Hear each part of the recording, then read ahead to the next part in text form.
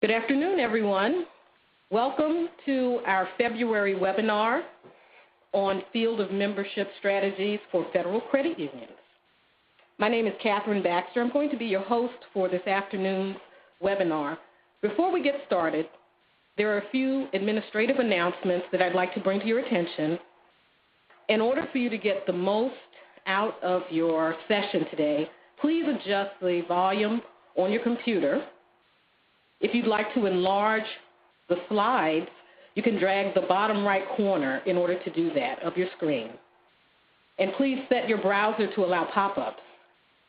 At any time, you may feel free to ask questions using the Ask a Question box on the left side of your console.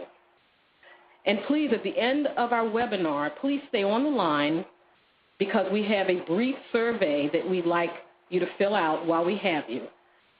In a couple of weeks, this particular webcast will be closed captioned for on-demand viewing.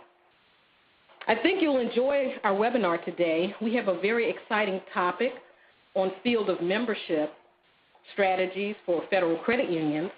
And I'd like at this particular point to introduce our moderator for today's session, Dominic Carullo, who is an Economic Development Specialist with the Office of Small Credit Union Initiatives.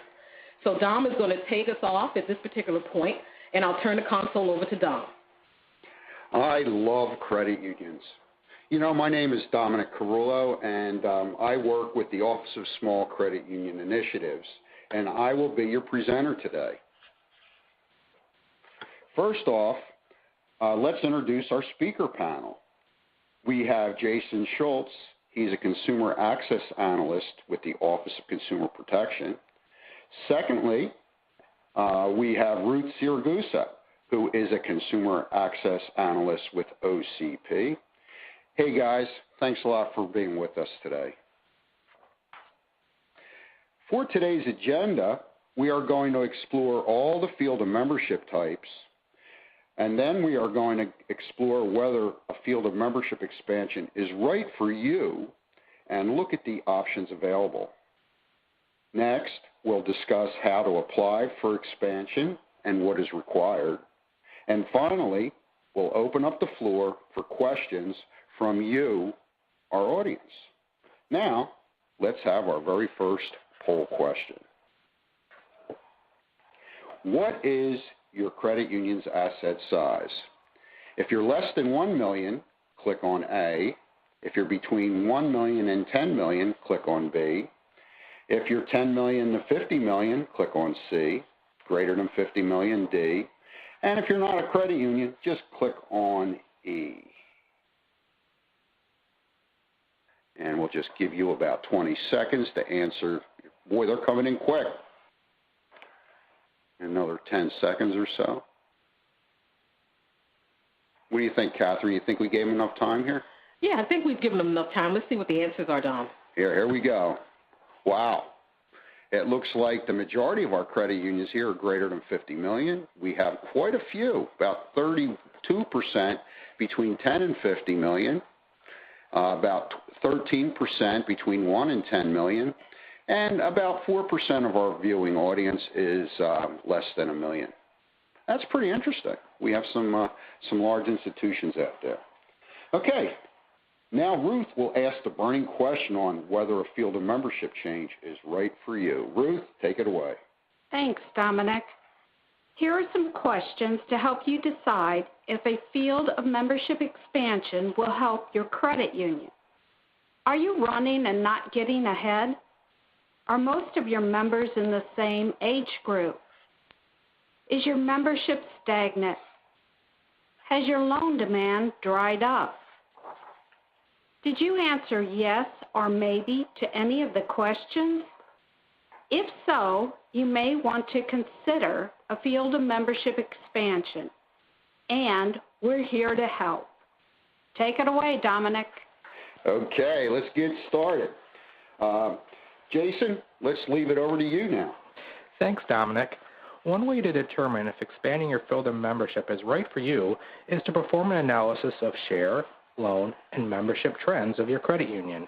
This information is all conveniently located on your financial performance report, otherwise known as an FPR, which can be downloaded off NCUA's website. Simply go to ncua.gov. Review the financial performance report for key indicators. Are you satisfied with member, share, and loan growth trends?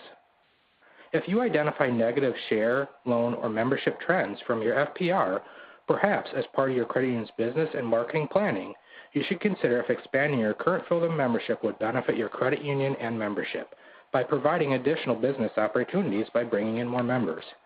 Dominic, you have another poll question now, don't you? Yeah, I do. Yes, I do. Okay, poll question number 2. What is your current field of membership? If you're a single common bond, click on A. Multiple common bond, click on B. A community charter, click on C. If you're not sure, click on D. And if you're not a credit union, click on E. Okay. You folks are quick. The answers are coming in quick here. I think I will give you about another 10 seconds, and then we'll see what we have here. Okay. All right. Here we go. What is your current field of membership? About 17.6 are single common bond out there.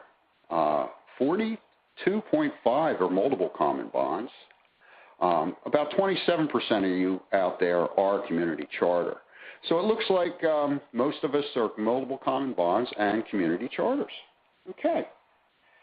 Now, Ruth, tell us about the various types of field of membership. Okay, thanks, Dom.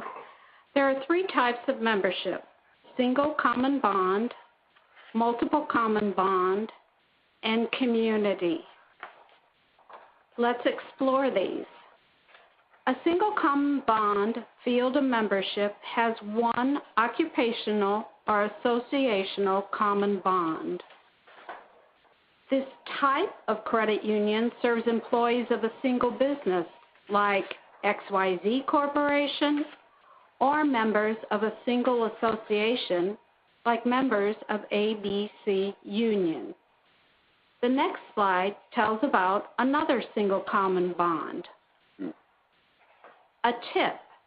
A TIP includes employees from a few to numerous entities that have a common bond because they produce similar products or provide similar services or participate in the same type of business. The next slide provides some examples of TIPs. Some credit unions have TIP fields of membership that consist of healthcare workers, federal employees, state and local government employees, educators, and each TIP will have a defined geographic area. Dominic, how about another poll question? Okay.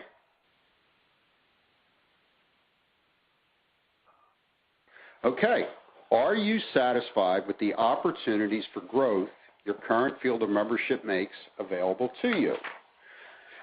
Click on A for very much so. B, if you're a little satisfied. C, well, if you're really not satisfied. D, if you're not sure. And finally, click on E if you're not a credit union.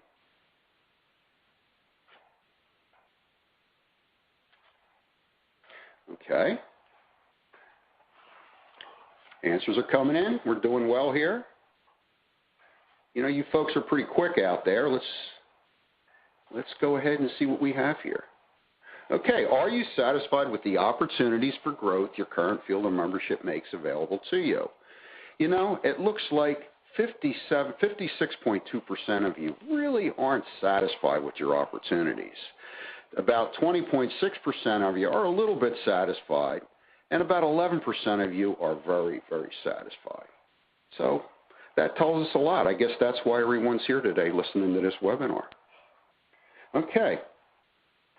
Now let's let Jason tell us about multiple common bonds. Jason. Thanks, Dominic.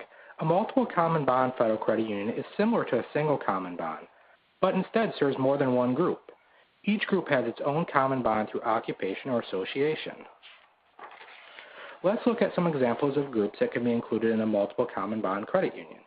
Employees of a single business such as XYZ Corporation and members of a single association such as members of ABC Union. Multiple common bond credit unions can also add underserved areas. These are communities that qualify as CDFI investment areas to their field of membership provided that the area meets certain conditions. These conditions for underserved areas include that the area is an economically distressed geographical area, which are underserved by other depository institutions, and has unmet needs. The geographical area must also meet criteria of a local community, neighborhood, or rural district. Now let's jump back over to Dominic to talk about community charters. Thanks, Jason. The final type of field of membership is the community charter.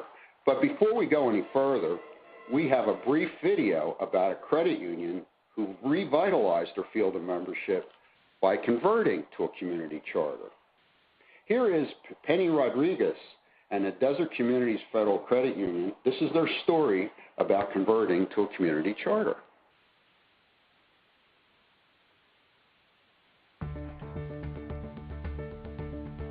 Desert Communities Federal Credit Union was first chartered in 1954 as a railroad employees credit union. As the railroad industry downsized, so too did the credit union's membership. Today, Desert Communities FCU is the only financial institution left in Needles. I came on board in 2007, and when I did, we were about $13 million in assets. We had two competitors in town. When those two banks left, people in this community, a lot of whom are older, that may not drive anymore, they had no place to go for safe deposit boxes. Our businesses had no formal place to do night drop. There were just so many things that we felt we need to step up. Bank of America had been in Needles for absolute decades, and there was a Pacific Federal, Santa Fe Federal, Washington Mutual, County Bank, Wells Fargo. They've all headed out of town. And we're the last man standing, and we plan on standing tall for quite a while. Here we are. We're the only financial institution in town. So that speaks volumes, I think, for this small town, that we stepped up when everybody else made the exodus.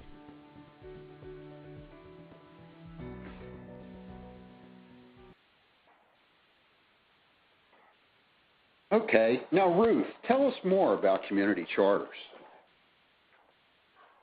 Thanks, Dom. With a community charter, a federal credit union serves a local community, neighborhood, or rural district with defined geographic boundaries. What are some of the benefits of field of membership expansions? Potential growth, diversification, expanded and possibly new marketing opportunities, and new business opportunities. Before we pass this on to Jason, Dominic has another poll question. How about this one? Poll question number 4. Has your credit union expanded its field of membership in the past? Click A for yes, B for no, C if you're not sure, D if you're not a credit union.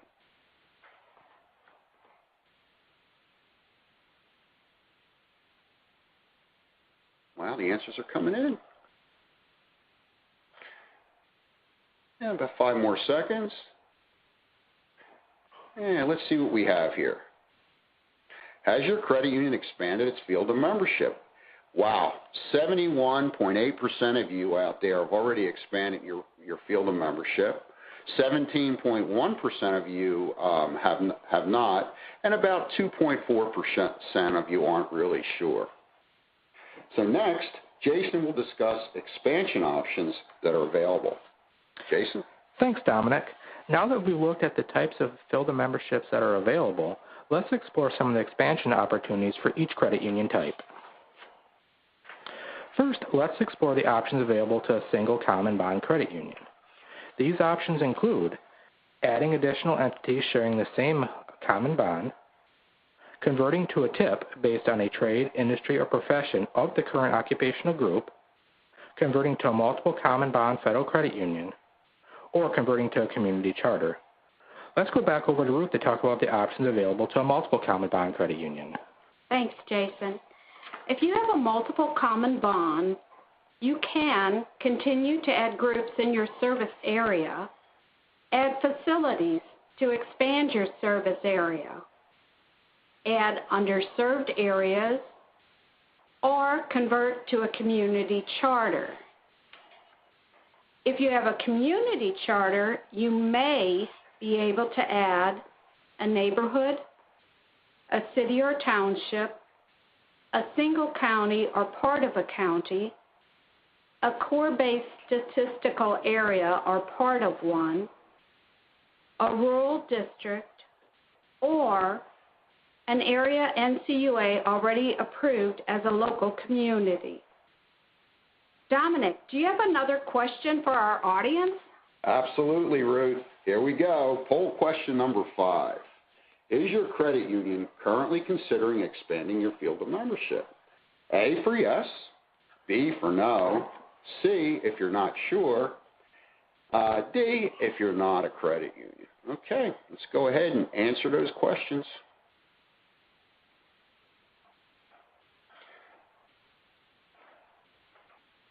Okay. Wow. Okay, here they go. The question, is your credit union currently considering expanding your field of membership? It looks like 68.6% of you out there are definitely considering it, 9.7% are not, and about 13% of you aren't sure. Next, Jason will explain how to apply. Thanks, Dominic. So now that we understand the expansion opportunities available, how does a credit union go about applying for a field of membership expansion or conversion? Well, all FOM expansions or conversions are handled by the Division of Consumer Access within NCUA's Office of Consumer Protection. The breakdown on the slide shows which side of the Division of Consumer Access will handle your request based on what region your credit union's in. Let's look at how a single common bond credit union will go about expanding its FOM. The process is as simple as completing NCUA Form 4015 Easy, which is conveniently located on NCUA's website. The credit union should note how the group shares an occupational or associational common bond with the existing membership. If a single common bond credit union was interested in converting to a TIP, they would send an application package to the NCUA which documented the following items.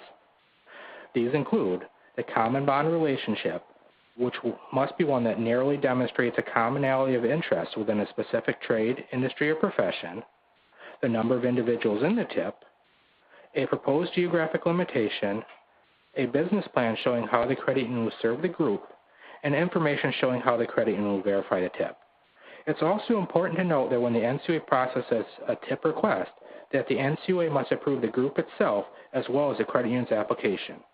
Ruth, tell us about converting to a multiple common bond credit union. Okay, Jason.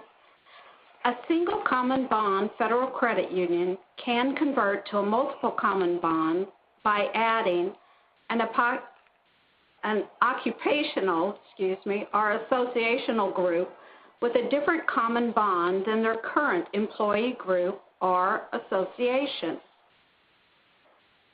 The application process for expanding a multiple common bond varies based on the number of primary potential members. 3,000 is the number to remember. Also, remember primary potential members are only the employees in the group or members in the association. Groups under 3,000 can be added via the Field of Membership Internet application at the web address on this screen, or by completing the NCUA Form 4015 EZ and emailing, faxing, or mailing it along with the required documentation. Hey, Ruth, I have a question. How long does it take to complete the 4015 EZ form? Oh, that's easy, Dominic. No more than 10 to 15 minutes. Good. Now, Jason will tell us how to apply for a group of 3,000 or more. Thanks, Ruth. Applying for a group over 3,000 is very similar to a group under 3,000. However, instead of completing NCUA Form 4015 Easy, they will complete NCUA Form 4015 and submit it to the Office of Consumer Protection. The most substantial difference between the 4015 and the 4015 Easy is that the 4015 requires the group requesting the membership in the credit union to explain why the formation of their own credit union is not practical. At this time, we wanted to take an opportunity to talk about some special criteria that must be documented when the group that is being added is an associational group. The common bond for an associational group cannot be established simply on the basis that the association exists. In determining whether a group satisfies an associational common bond requirements of a federal credit union charter, NCUA will determine if the group meets the totality of a set of criteria. This criteria includes: do members pay dues? Do members assist in achieving the association's goals? Do the members have voting rights? Does the association maintain a membership list? Does the association sponsor other activities? Does the association meet membership eligibility requirements? Does the association meet frequently? This information is usually located in the bylaws of the association. Hey, Jason. Hey, I got a question for you. Now, with all these items, if the answer to any of these questions above is no, does that mean the association is not an association by NCUA standards? Thanks for asking that question. The answer is no. The group could potentially be an acceptable association even if it does not meet all of the criteria. Each association is unique and will be reviewed individually to determine if it meets the totality of the criteria. Thank you. If you're considering applying for an FOM expansion using NCUA Form 4015 Easy or 4015, consider keeping the following recommendations in mind. Ensure that the sponsor's letter includes the group's name and physical address, the number of employees or members in the group, and the proximity to the credit union's nearest service facility. If the group is an association, submit the association's bylaws or equivalent documentation with the application. Now let's hear from Ruth on underserved expansion opportunities. Okay. Adding an underserved area is a bit of a process, but has great potential rewards for both the credit union and the underserved community. To add an underserved area, the area must qualify as a local community. 85% of the population must live in community development financial institutions investment areas. The area must have a significant unmet need, and the area must be underserved by other depository institutions. Dominic will tell you how to apply for an underserved area. Hey, thanks a lot, Ruth. Hey, before I go on any further, I just want to remind everyone out there to submit your questions. You could submit them using the bottom of your screen and just typing in your question, and we will be getting to answering all those questions as soon as we finish the first part of this presentation. Okay. Now, how do I apply for an underserved expansion? Well, the underserved area application must include business and marketing plan for 2 years, a discussion of how the credit union will fulfill the unmet needs of the community, and evidence the area qualifies as a local community. Also, to expand to an underserved area, you need to establish a branch within the underserved area within 2 years. Now take a look at NCUA letter 11 FCU 03. This letter provides great details of what needs to be included in your business plan. And very important, OCP can assist with identifying underserved areas in your area, so you can contact them if you have any questions. Back to Jason. Thanks, Dominic. Now let's jump into how a credit union would apply to convert to a community charter or expand their community charter. First, it's important to understand that there are 2 types of community charters. These are a single, geographically well-defined local community or neighborhood and a rural district. It's important to understand that if a credit union is converting from a single common bond or multiple common bond, if members that previously qualified do not meet the new community requirements, they will no longer be eligible to join the credit union. But members of record are always retained. So how do you actually apply? You would submit an application that includes the business and marketing plan for the community to NCUA's Office of Consumer Protection.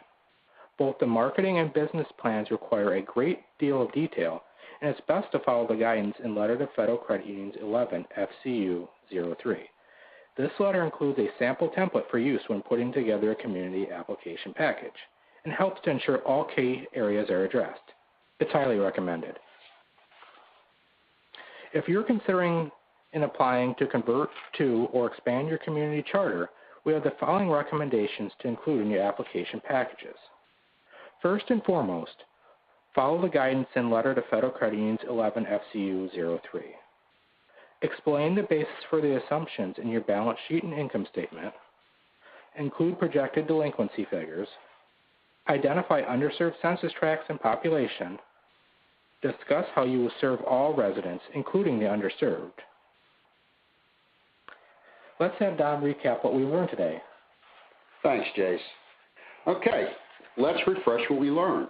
First of all, we explored whether a field of membership conversion or expansion is right for you. We identified what field of memberships are available, and then finally, we discussed the expansion options available and the requirements for each type of expansion request. Now, Ruth will discuss NCUA's position on common bond advertising for associational groups. Thanks, Dominic. This is a reminder to all credit unions. Please be careful. If your credit union is advertising that anyone, without limitation, is eligible to become a member of your credit union, then you may be in violation of federal law and regulation. And we don't want that. Now to Catherine. Thank you, Ruth. Okay, audience, we are going to go into our Q&A session momentarily. I just want to take you to the reference page as well so that you can be familiar with the information that the panel presented to you on the letters to federal credit unions and the chartering manual.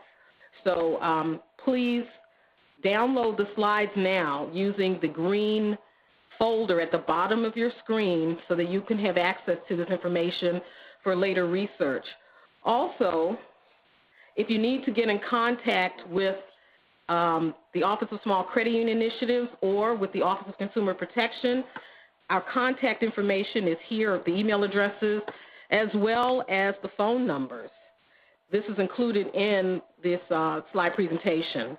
We're going to push out a brief survey to you right now, so we'd like you to stay on the line as we go into our Q&A session. Please fill out the survey while we have you on the line. Now, we're going to open up our first question to the panel. And we have a question here that says, it's question number 49, and it says, can you provide an example of what you mean by fulfilling the unmet needs of the community when completing a request for an underserved area? Who'd like to take a stab at it first? I will. When we talk about the unmet needs, we're talking about financially, if there are enough banks and financial institutions in the area that the underserved area has, and we look at that in comparison to the area surrounding the underserved area. So we're looking at credit and depository unmet needs. Anyone else? You know, to add to that, when we look at the application packages, we often look for those products and services that aren't available to members in that community. And examples of those might be affordable loans to members that live in those areas. Okay, thank you, Jason. As a matter of fact, Jason, the next question is going to go to you. Okay? Sure. It's question number 1. Here's the question. I'm going to give you part A, and then I'll give you part B. Why can't groups exceeding 3,000 automatically become part of the field of membership of a continuing credit union in a voluntary merger? Part of the process is that's what the rules state, that any group over 3,000 would need to demonstrate why the formation of their own credit union is not practical. That's the way the rules are as they are right now, and it's just one of those things that we have to abide by. Okay, well, maybe you answered part of that in Part B. Part B says, wasn't it already determined that they could not form their own credit union when permitted into the field of membership of the merging credit union? And that's not always going to be the case, because we often have, there's a potential between state and federal charters. Depending if the credit union was a state charter, they might not have had that initial analysis when that group was added to their field of membership. So anytime we're looking at a voluntary merger like that, that analysis of a group over 3,000 is going to be completed. Okay, thank you. I'm going to turn the mic over to Diane Rector. The next question goes to Ruth. Ruth, can a state charter credit union expand to a community charter, or must you be a federal charter? Number 42. A state-chartered credit union would have to go to their state regulator to determine what their process is, if they could convert to a community charter, et cetera. We have nothing to do with the field of memberships for state-chartered credit unions. Okay, I'm going to open up the next question to the panel. This is question 72. The credit union says, we have a group of faith-based credit unions. How would we individually expand our membership to nearby churches?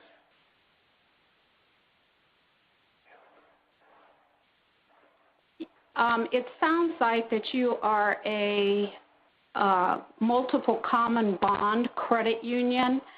You would have to add each church individually, since it's a group of faith-based credit unions. So you would need to go to each church, request a letter from the church, ask if they want to be in your field of membership, get the letter, note how many members are in the church, and if the church has bylaws, you'd want to include those in your request to us. Great. Number 48 goes to Jason. What financial ratios are considered when evaluating a field of membership expansion request? Are there minimum guidelines? Honestly, when we look at these, we're going to be looking at the entire picture. And each FOM expansion might be unique. For example, when a credit union's looking at an FOM expansion, they might be looking at their share, member, and loan trends to determine if adding additional membership's right for them. When we're looking at, for example, a community conversion package, we're going to look at a number of different ratios to see what the credit union's financial performance is and how they're performing financially as part of wishing to serve that group. So there's going to be a lot of ratios that are reviewed as part of the process. In essence, we're looking for the safety and soundness of the community credit union, and that it will continue to be a safe and sound institution after it converts to a community. Okay, Ruth, while we have you in the hot seat, let's give you another question. What documentation is, question number 40, what documentation is needed to request an expansion in geographic area to an already existing TIP charter? The TIP, they would need to come in with a letter requesting the geographical area, and then document how they plan to serve that area. I would recommend that they would provide us something not quite as detailed as the original package, but we would want to see the marketing plan. We would want to see financial projections, and that so that we know that they have a plan in place and it's a reasonable plan to serve the expanded group. Thank you very much, Ruth. Now to put everybody on the hot seat. We have question 35 for the group. The question is, can you give an example of what would be considered an association group? Any association would be an association group. We gave an example here of XYZ Corporation or XYZ Association. It can also be a union. So we have AFL-CIO union. Church can be an associational group.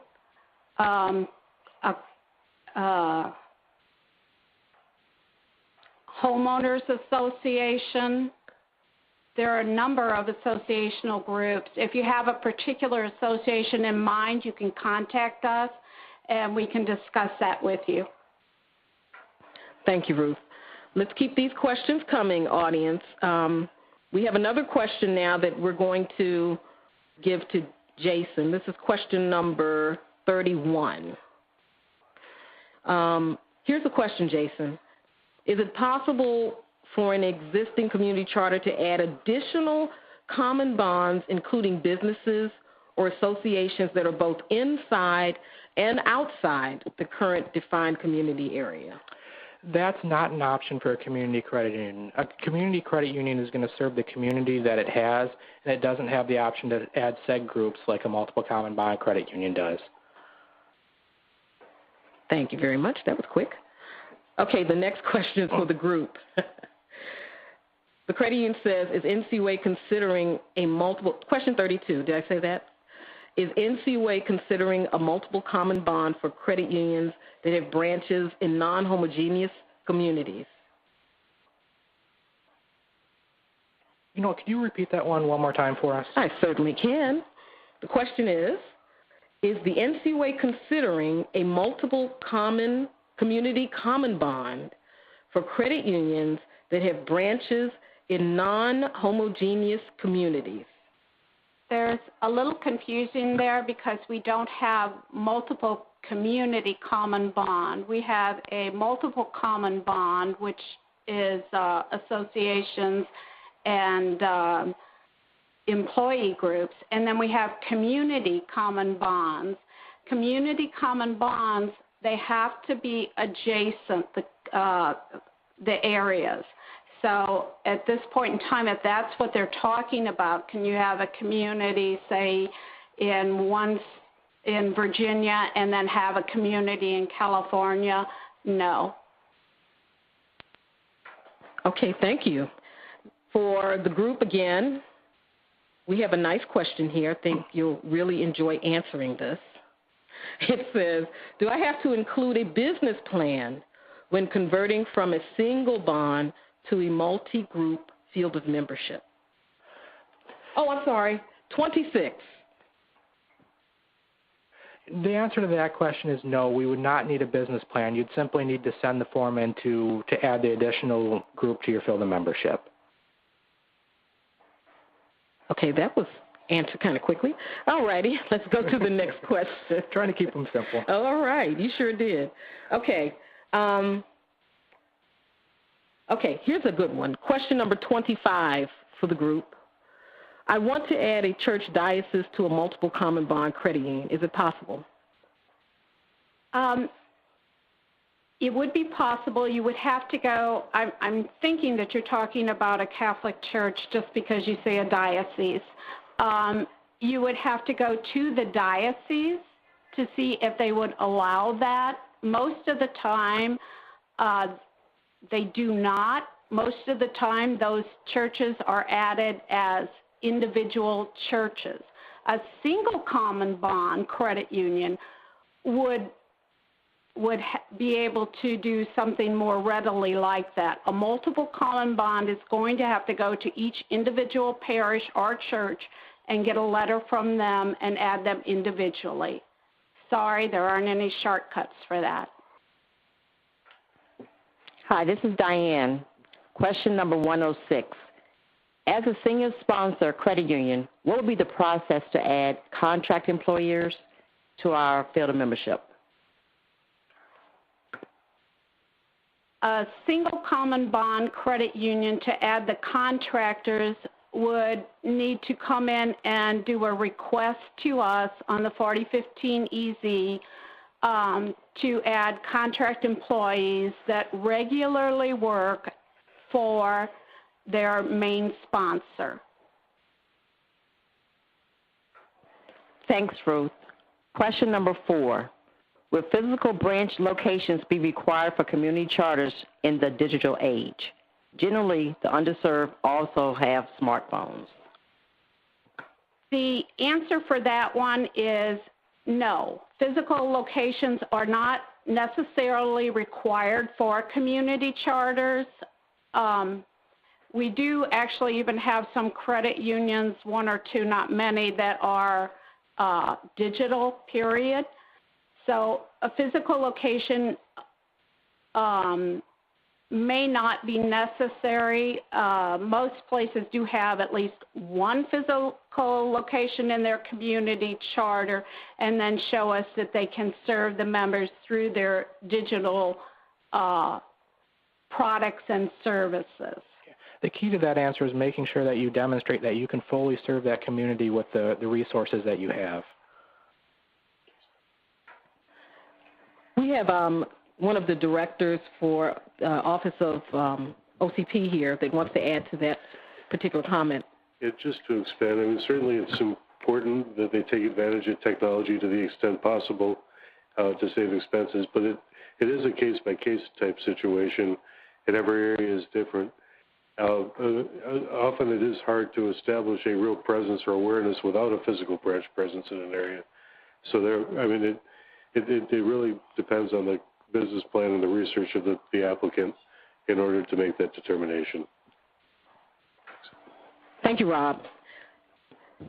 That was Robert Leonard, as a matter of fact, just to let everyone know.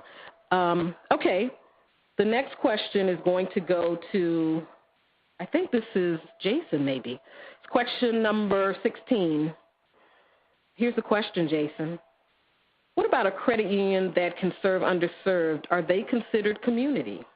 Those actually are not considered community credit unions. A credit union that serves an underserved group, the only FOM option that makes it available is a multiple common bond credit union, and that's a special type of piece that the multiple common bond credit union could add to their field of membership. Great. This is Diane. Question 105. We are a community credit union. How do we change into a rural district charter? You could go ahead, your best bet would be to go ahead and give us a call and we could discuss it with you because you have to meet the criteria for the rural district. And some communities can meet this. Some areas aren't able to meet the definition of a rural district. So I would recommend that the caller contact us, let us know the area, and we'll be happy to determine whether or not they would be able to be a rural. Okay, thank you, Ruth. We're going to submit this question to the group. It's question 3, and it's a 2-parter. Actually, it looks like it's a 3-parter. So I'll give you the first part. What is the anticipated timeline to review charter requests? Number 1. Each one of those is going to be unique. It's going to depend on what charter request there is, the workload of our office, and how complete the request is. I mean, there's going to be a large combination of factors that drive how long that request takes. So I'm hesitant to give you an answer, a time frame, because each request is going to be completely unique. Okay, thank you, Jason. Let's see if you got something a little harder here. Here's the second part. Are there any special audit requirements? There are no special audit requirements when putting forth an application to change your charter. There are no additional audit requirements that we have in place for that. And finally, are state chartered credit unions subject to the same audit requirements? That is going to be a question for your state regulator. Each state's going to be unique and have its own set of rules, and you're going to have to contact them to get that direct answer. If you're talking about audits in general, states are subject to having an annual audit, just like a federal one, if they're federally insured. If you're just speaking about the audit process itself, not specific to expansions. Great. Thank you, Rob. This is Diane again. Question number 121 goes to the group. You stated that a credit union advertising that anyone can join may be in violation of a federal regulation. Can you cite an example of when advertising of such would not be in violation? Not really, because I don't think there is a credit union out there a federal credit union that can allow anyone, wherever they are, whoever they are, to be included in their field of membership.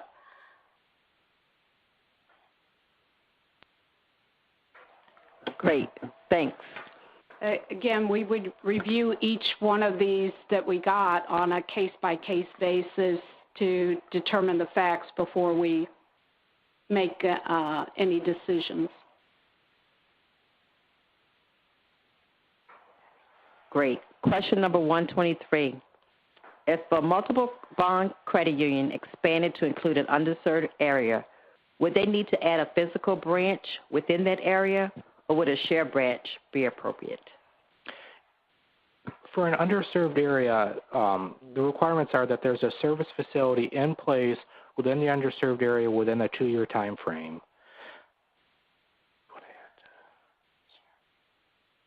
A shared branch only counts if you have a ownership interest in the shared branch. So just being a member of a shared branch isn't enough. Yeah, there are some slight differences in the service facility definition when comparing for multiple common bond purposes and underserved area purposes. The reason for that is there's statutory requirements about having a physical branch in an underserved area. Okay, very good. Thank you, Rob. We have another question for Ruth, and the rest of the panel can certainly chime in if they'd like to. Question 19, this is a follow-up. So if a TIP chartered credit union is considered a single common bond, can a multiple common bond credit union merge with the TIP credit union? We would have to take a look at the multiple common bond credit union. It's not an answer that I can say yes or no to. We would have to look at the field of memberships of both credit unions to determine that. Okay, thank you, Ruth. Diane is going to give you question number 20. One of the questions is number 20. We currently have a number of SEGs, over 100 employers throughout the state. My understanding is that converting to a community charter would prohibit new members from existing SEGs outside of our community designation from joining. Are there any other options? Well, that's true. If you converted to a community, those outside that community would no longer be eligible to join. You would, as always, you'd keep members of record. But as a multiple common bond credit union, there's also the potential for underserved areas. If you could locate an area that qualified as an underserved area, you could potentially keep those SEG groups you have while adding an underserved area, which is, as we talked about before, a special type of almost quasi-community within that a multiple common bond credit union can serve that meets the criteria.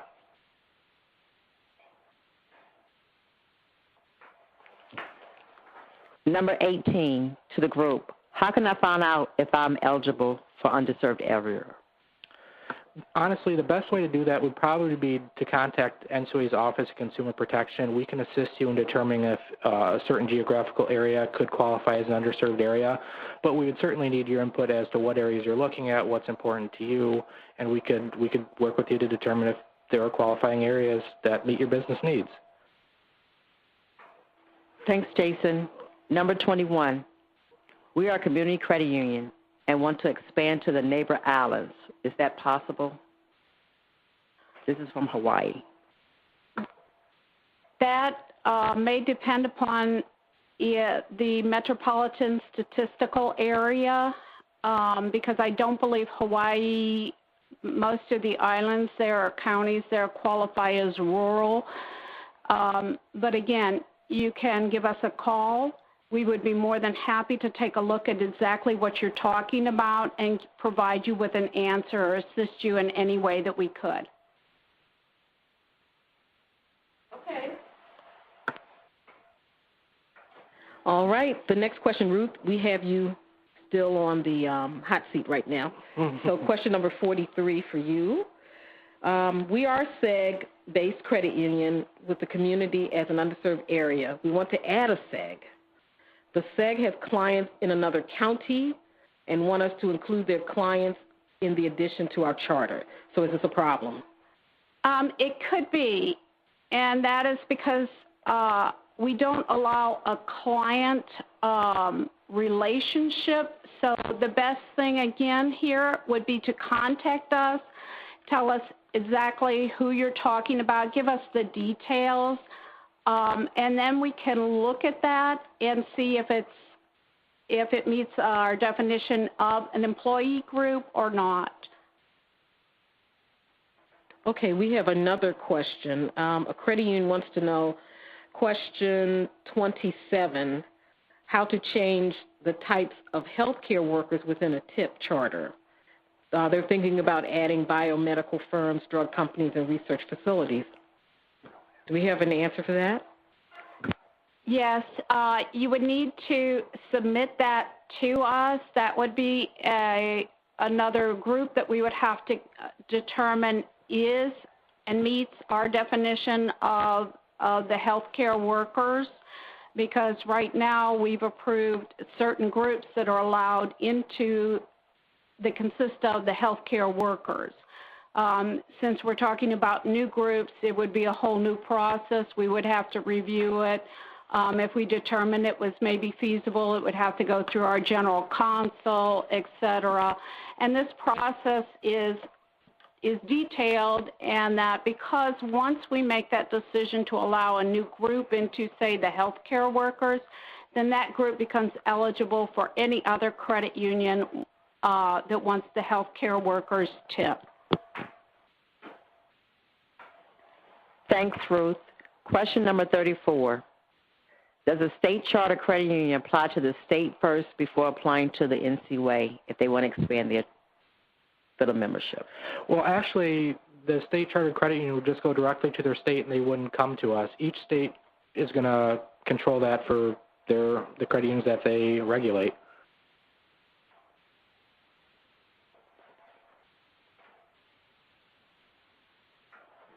Okay.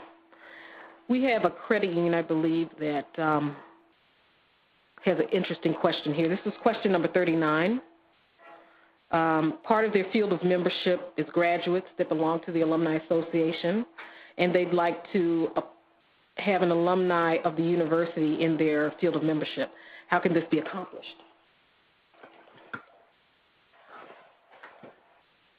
The alumni themselves, without being a part of an association, wouldn't have a sufficient common bond for chartering purposes. So it has to be an association itself. We can't just use general language for alumni just on the basis of the way the regulation reads. Great. Thanks, Rob. Question number 53. Why doesn't an ATM with a digital experience qualify as a service facility in a new area of federal membership? Does it always have to be a brick and mortar situation? It doesn't always have to be a brick and mortar situation.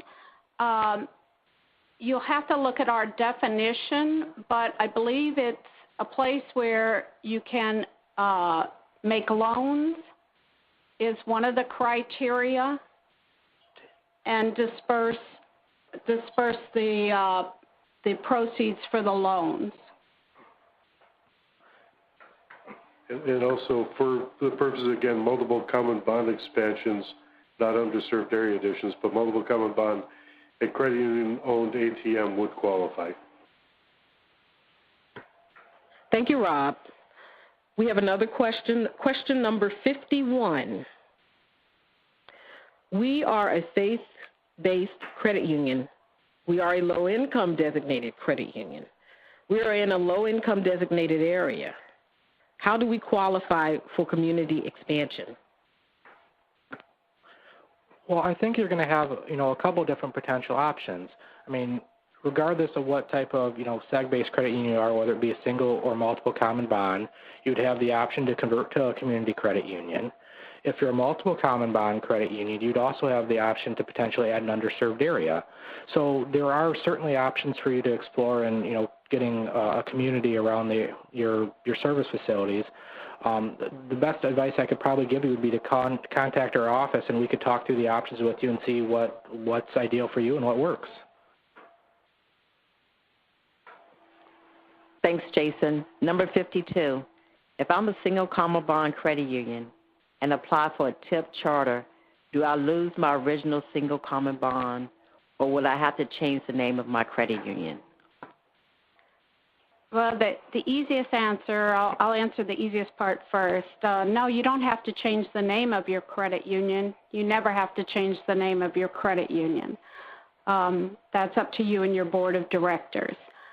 As far as being able to retain your original single common bond group, it would depend upon the TIP charter that you selected. If the TIP that you select includes that single common bond, while you wouldn't retain that group as listed as the employees of XYZ company, you would retain that company because you would have, say, all healthcare workers, and maybe you had the employees of a hospital as your single common bond group. Again, you can contact us for additional information. We're more than happy to help you with that. Thank you. Question number 56. What are the steps to convert from a community charter to a multiple common bond? To convert from a community charter to a multiple common bond, you would need to obtain some employee groups or associational groups that would want to be part of that multiple common bond. You would need to come in to request this from us. We would look at the amount of people that you are serving, because we look at, too, the field of membership, how many people are going to lose credit union service, and, how financially this has helped or not helped your credit union. So we're going to look at a couple of things, your overall safety and soundness, but you can do this by contacting us, talking to us first, and then obtaining several groups or employees to make up that new associational common or multiple group common bond. Thank you, Ruth. Because we have so many questions, we're going to go to the bottom of our list, too, and come back up so that we don't miss people. Question 169, what does TIP stand for? That's trade, industry, or profession. Thank you. We have another question. Question 166, open to the group. May members of a club be offered membership within a community charter if the club was incorporated within the area covered by the community charter, even if some members may not reside within the community charter? When we talk about the membership of the credit union, we would look at each individual and make sure that they're eligible to join the credit union themselves. So, the simple answer to that question is no, we would look at each individual to make sure that they fit within the membership of the credit union. And let me add, if the club itself wanted to be a member of the credit union, if the club is located within the community, the club itself itself could join. That would be like a business account. It would not include the members of the club. Thanks, Ruth. Question number 161. We are a community charter credit union serving 2 counties. We want to add an adjoining county, but is in a different MSA. Is that possible? That would certainly be a challenge. If you're trying to use the MSA as the criteria, then that would not be possible. Now, there is a potential that if they're qualified as a rural area, that there would be the potential for that. So we would, the best advice, again, would be to contact us to determine if that's something that would be feasible, but it would have to be done as a rural community. Great. Thanks, Jason. Question number 163. Employees of the school can become members. Now can the students and the alumni join too? Currently a federal credit union. You can submit a request to add the students of the school, and by that I mean that doesn't include kindergarten and preschool, but it would include, if it's a grade school, it would include 1 through 8th grade, and high schools can also have students become members. The alumni would be considered an association. They would have to have an alumni association, and we would have to look at those bylaws to determine if the alumni met our definition of an association. All righty. Thank you, Ruth. We have another good question. Question 158. Credit union says, can credit unions add foundations to their membership? This would include the people who donate to the foundation. A credit union could add the foundation itself if it, for example, if it qualified as a community credit union, the foundation was in the community. But if the only type people have is making a donation to a foundation and don't otherwise interact, it would be very unlikely the foundation itself would qualify as an association based on reviewing the totality of circumstances. Thanks, Rob. Question number 156. When acting upon an application for a FOM expansion, does NCUA take into consideration the field of membership surrounding the credit unions? In other words, do overlapping field of membership matter? It does matter in some circumstances. If it's a community, no, it does not matter. And if a multiple common bond credit union is going to has an overlap and the overlap is with a community, it does not matter.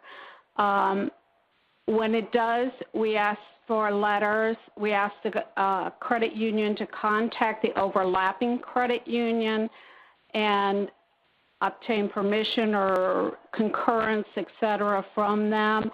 However, even if that credit union states no, the credit union wanting to add the group can submit the information to us. We do take a look at everything to determine if this is going to have a material impact on the overlapping credit union. Thank you, Ruth. We have another good question here. Question number 93.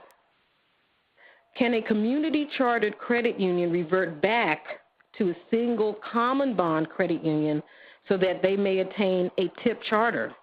Or is it possible for a community credit union simply expand to a TIP charter? A community credit union could expand to a TIP. It's not really an expansion. It would be a change. So they could convert to a TIP. Again, they would have to send in the application, and we would take a look at the community that they're serving and how they plan to serve the TIP. Thanks, Ruth. Question number 132. We are open to one county, and we would like to add another county, which is in the next town. What do we need to do? You know, honestly, the first option might be to contact the Office of Consumer Protection, and we can look at the area that you're in and determine if, there's an option either through, an MSA or a rural community for you to expand your charter to include portions of the county next door so that you could include that town within your field of membership. Give us a call, and we'll work through the situation with you and see what's available. Thank you, Jason. Question number 80. Can a community credit union serving a local community with a low-income designation convert to a rural district community charter? If the area that you want to expand to meets the definition of the rural district, yes, that's not a problem.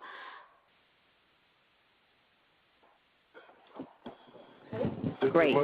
That last question might have been wondering if they would lose their low-income designation. I guess it's hard to tell exactly, but they wouldn't lose their low-income designation per se based on an expansion into a rural district, as long as they continue to qualify and the majority of their members met the low-income requirements. Great, thanks. Question number 133. I have an employer that wants to become a SAG. Do they request membership from me, and then I apply to NCUA for approving the addition? Does the employer apply to NCUA to be added to the credit union? The application actually comes from the credit union, but the credit union would need to obtain information from the employer. So everyone's going to be involved in the process, but the application would actually come from the credit union. Thank you, Jason. This is question number 70. The credit union says, I'm a little confused as to which type of credit union we are classified. We are a SEG based with the community as an underserved area. It sounds as if you are a multiple common bond credit union, but all you have to do is give us a call. We'll take a look at your field of membership, and we'll let you know exactly which type of field of membership you have.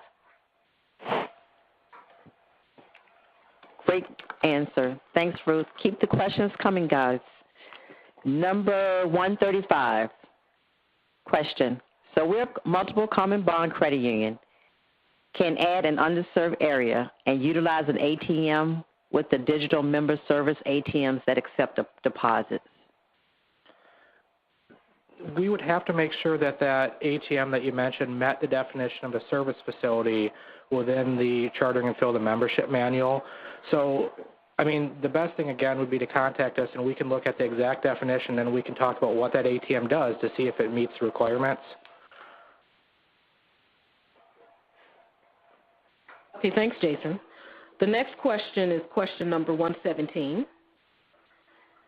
The credit union, actually the question is, are there any recommendations for credit unions who are interested in crossing metropolitan statistical areas, or MSAs?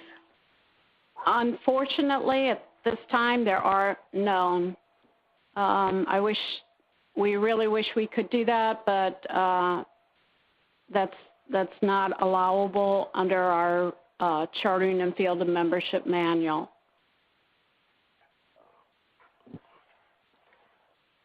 Thanks. Question number 129. Can a community credit union add a SAG group? The answer, I mean, real simply is no, that's not an option for a community credit union. Okay, that was simple. All righty. The next question is question number 64. This is very interesting. Credit union wants to know if a credit union is currently in a net worth restoration plan, will it be considered for a change of field of membership? On that one, we would take a look at the credit union. Each case is reviewed based on its own criteria. We look to see if that would assist the credit union in meeting their net worth restoration plan. So the fact that you're under a net worth restoration plan does not necessarily mean that you cannot change your field of membership.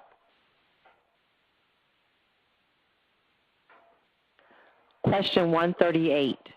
If you want to change from a single sponsor to a multiple sponsor group, can you keep your group? Also say you are faith-based and you want to add a faith-based employment group. Yes, you would always be able to keep your single sponsor that you have when you change to a multiple group, because you're just adding another group. You're not taking away the groups that you have. However, if, say, you were a single common bond credit union that was adding, say, church, say the Lutheran churches, a synod of the Lutheran churches, and as a single common bond, you could just go add another synod of the Lutheran churches if you could show us that you could serve them.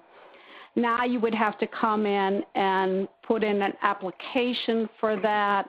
You may not be able to take the whole synod. You may have to go church by church. Thank you, Ruth. Question from a credit union. Number 68.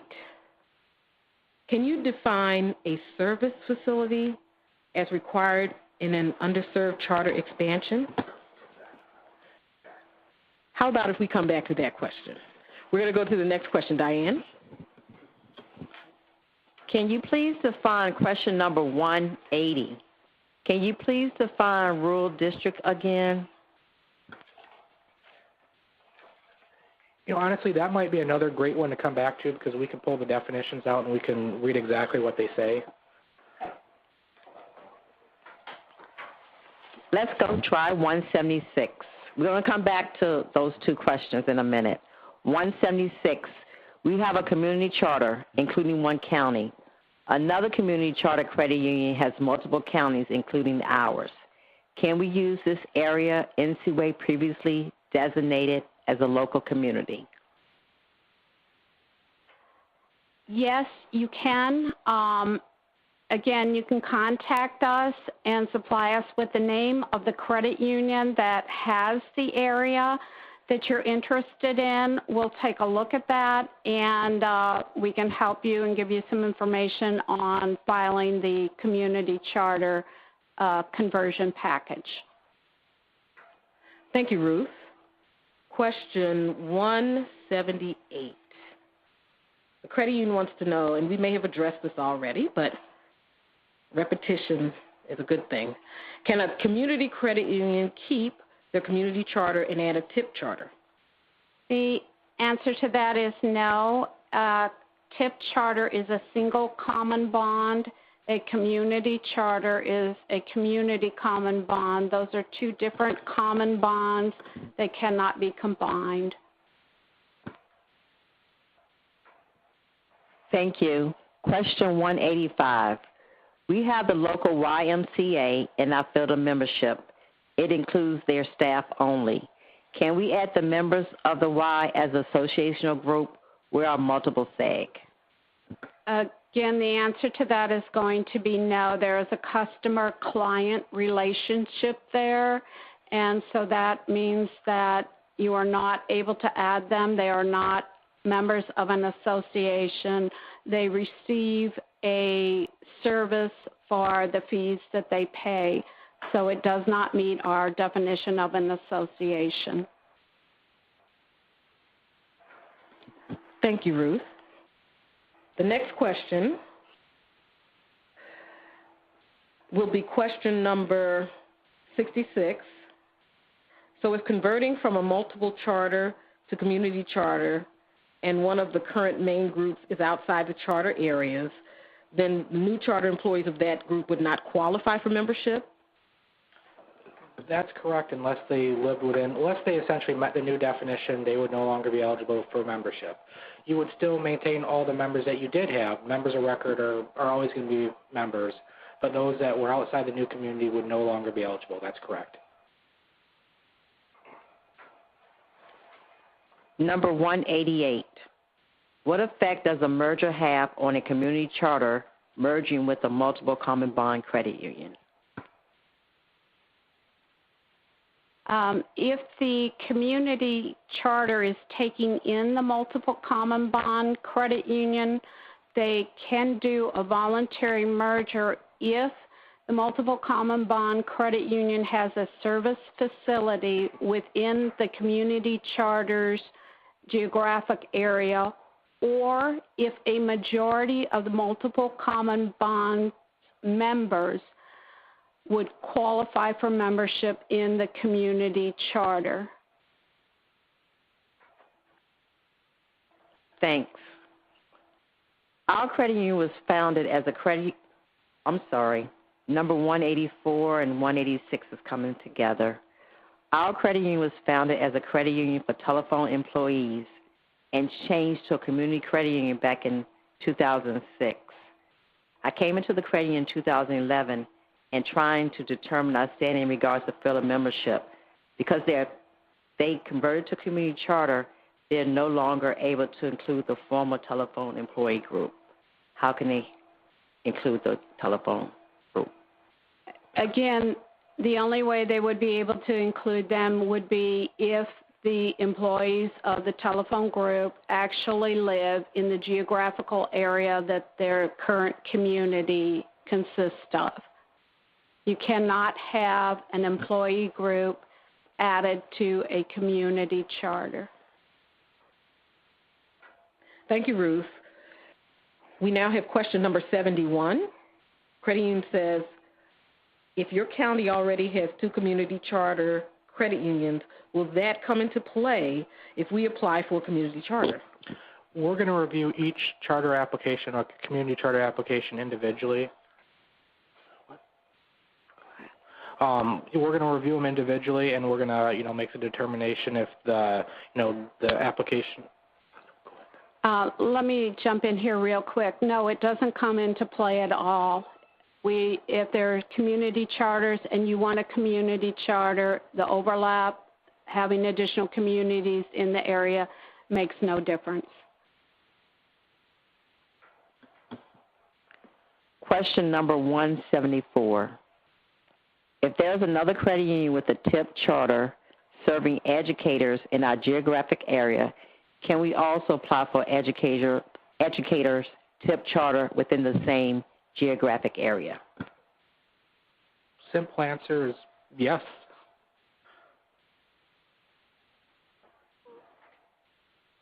Okay, that was easy. All righty. Question number 76.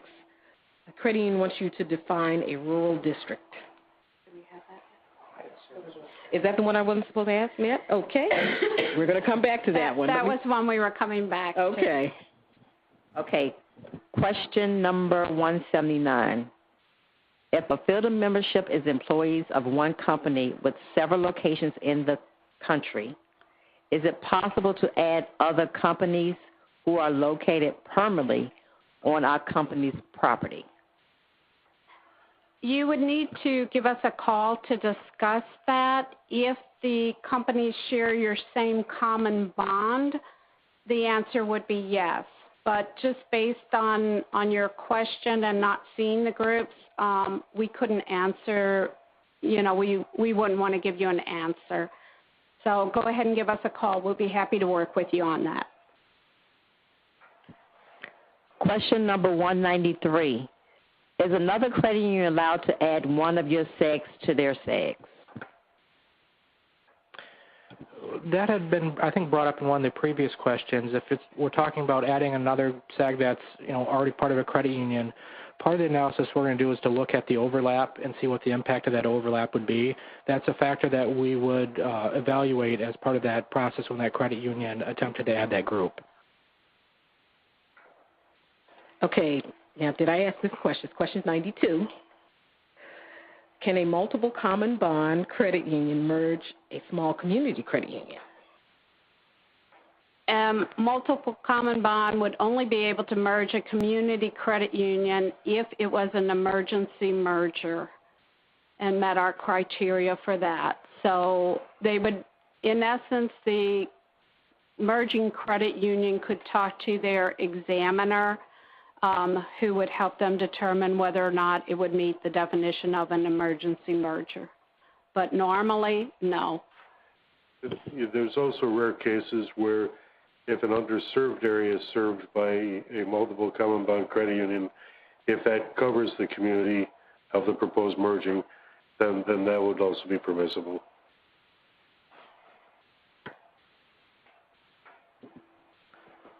Question number 191. We have an apartment complex as a SAG and offer membership to their employees. What do we need to do to be able to offer membership to the residents that live there? That honestly doesn't appear to be a feasible option because they're neither employees of the apartment group nor the association, unless there was some form of an association that those individuals belong to that would make them eligible potentially to be added to the credit union. Great. I'm going to ask one of the questions that came in prior to the webinar, and it seems like a pretty good question to me. What typically happens to branch offices, or what is required of branch offices that are outside the bounds of the new community boundaries? We don't have any requirements as to whether a credit union or what a credit union would have to do with those branches. Each credit union would make their own business decision whether it was feasible to keep those branches open or not.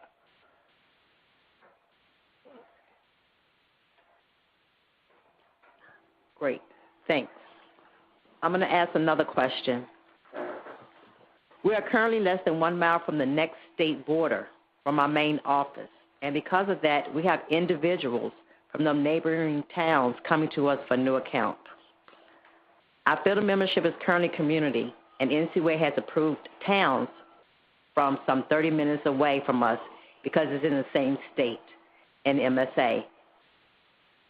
But they won't approve a town less than 1 minute away from our branch because it's not in our state MSA. Yeah, based on your question, it sounds like you're using the MSA to define the bounds of the community. And unfortunately, all communities are going to have boundaries. And based off the way your community is selected, it just sounds like those individuals are outside the boundaries of the community. They're not going to be available to be added. You certainly have the option to contact us to see if there's a potential for a rural community that might include that area that you're interested in adding, but unfortunately all communities are going to have boundaries that you're certainly going to have a cutoff at some point, and some people are always going to be outside that boundary.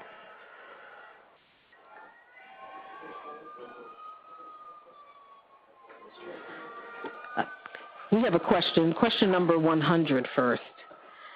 Can you clarify the totality of the circumstances test?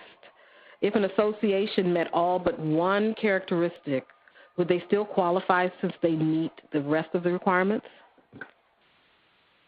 That, again, we would have to take a look at each application on a case-by-case basis, so that I can't say for sure, oh, if you just miss one, you're fine, or if you just miss two, you're fine. We look at each of the criteria. So depending upon the one that was or wasn't being met, that would make the difference. And I can't, we can't go through and say, oh, if you don't have a membership list, then no, you're automatically out, or any one particular one. Again, you can contact us, send us the bylaws is the best thing. We'll review the bylaws and respond back to you. Thank you, Ruth.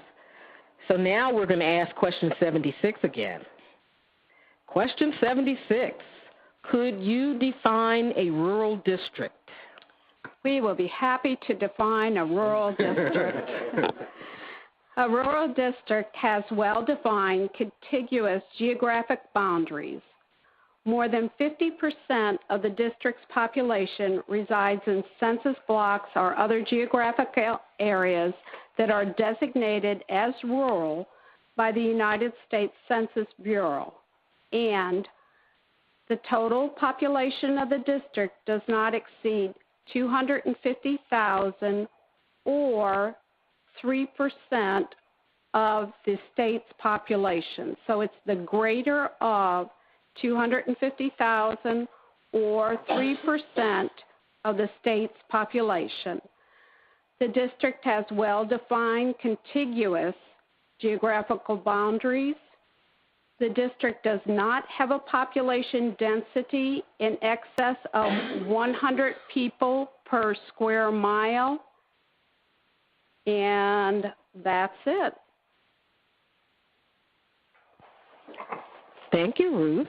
You're welcome. We will only be able to take one additional question because we're getting ready to wrap up now. And so I think we're going to open up our next question to the panel. The credit union wants to know, is an LLC a QSO, I'm sorry, wrong question. Question number 83. The credit union says, we are a multi-seg group credit union. We have 2 offices. One is located about 45 miles away in another town.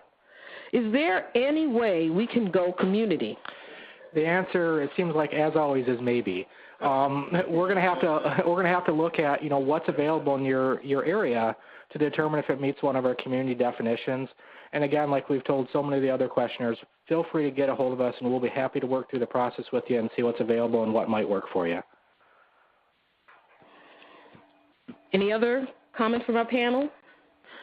Well, we'd like to thank everyone for submitting questions and joining us this afternoon for this webinar. We enjoyed your questions, and we will see to it that all of the questions are answered in full. Again, this webinar will be closed captioned and viewable on demand on our website in approximately 2 to 3 weeks. Please join us next month when we'll have a very interesting webinar on BSA, and we have a surprise for you, so don't forget to tune in. Everyone have a wonderful afternoon, and we'll see you March 19th at 2 o'clock for BSA.